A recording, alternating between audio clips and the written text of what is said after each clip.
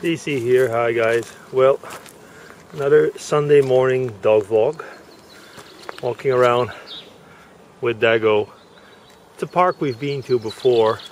Within the park they've got different, this is a football field.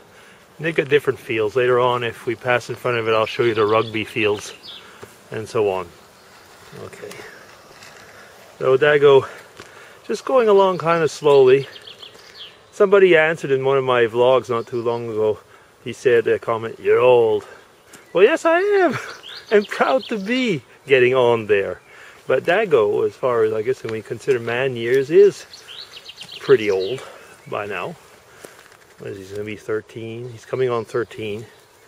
That's, you know, it's a respectable age for his type of dog, golden retriever. And you can tell he walks kind of slower. Okay, let me just turn this around. Okay, try and get this into myself. Okay, so here I am. Get the sun out of the way. So what should I chat about today? Well, a few things, I guess. One is I forgot to mention, how could I forget that, is on Friday last, son of DC finished his military service. Yeah, it might be a little bit shorter than in America or what, but I mean he was on, I don't know, there's just a certain number of days, which I don't have the amount in my head right now, but it comes to something like between 10 and 11 months. Closer to 11 probably. And those are the, but there's a amount of days of service. And he finished on Friday. He came back, actually was a bit disappointed on the one hand because he'd been looking forward, I would say, to finishing off with the service. And yet when it happened, you know, they all got like to, it was in German because well, they were a French, I would say a French group, but the last orders were seemingly in German. And so they put them to attention, then said, I guess, a few breaking words, but very few. And then it was, I guess, at ease and, you know, you're free to go or whatever they say. And that was it. That was it. So him and the guys, so the French-speaking group, they got together already on the Friday evening and, well, spent the night out. He came on the morning train. He just came home on that Friday. Well, he was still fully suited. He still had his gun, his machine gun, because that's something actually that the Swiss guys keep until they're something like 35 or what off, because once a year or twice a year they've got to go and shoot. They go to a shooting range, they get the bullets over there, and then actually I guess just the thing is that they're now kind of like in a militia for the moment until they're 35, so they've got to at least prove that they're still able to shoot somebody, I suppose.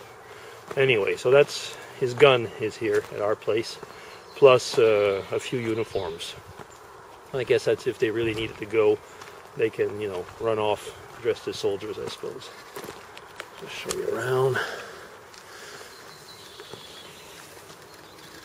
Yeah. So, what else? Oh yeah, I had some footage of when they repaired our water pipe and so on. I still have to put that stuff together. It might interest some of you guys, the technical minded ones or whatever. But yeah, that was an adventure as well. And if I want to make, you know, one of these vlogs like everybody says they don't want to hear, well, it's, you know, yesterday I went to the store and I bought a bracelet for my watch. And no, I'm not going to bore you with the daily details. No, not at all. The thing is, though, what I did want to chat about a little bit as well was I was asked by Rob, so that's Rob Willie Jesse, to vlog eventually on the, I'd say, the experience of being over 50 and trying to, you know, get back into the job market, look for a job, consequences, and so on. And that's a vlog on its own, so I'm not going to do that here because, I mean, I'll have then a 30-minute vlog or something, which of course is not what you want, and neither do I. But I'll try and bring something like that. It's like, what are the I would say, social consequences and a lot of I would say life-changing things when you start looking for work over 50. I mean, how do you go about it, and so on, or how do I go about it? Here, just let me show you a little bit what it looks like from this park.